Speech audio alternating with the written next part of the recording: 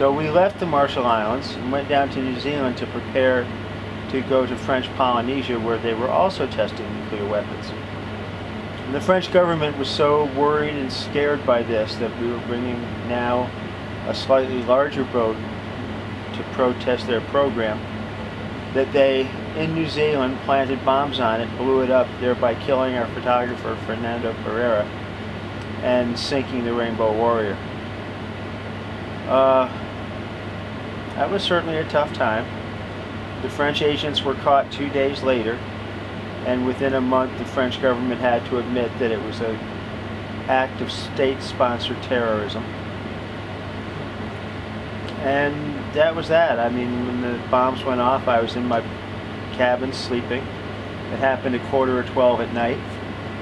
If it had happened an hour sooner, we probably would have lost 20 people. But we had been having a meeting down in one of the places lower down in the ship that flooded first.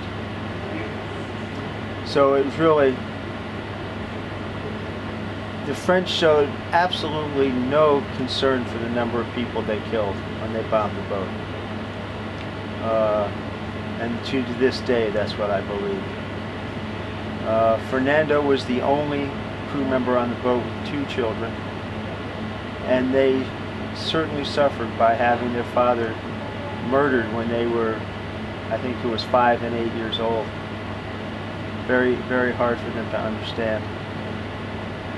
But on the outside of the ship, divers swam up to the outside of the boat in the nighttime and tied the bombs onto it. And then they swam away, left the area, and a few hours later the bombs went off. So we really never had a chance. The boat sank in about a minute.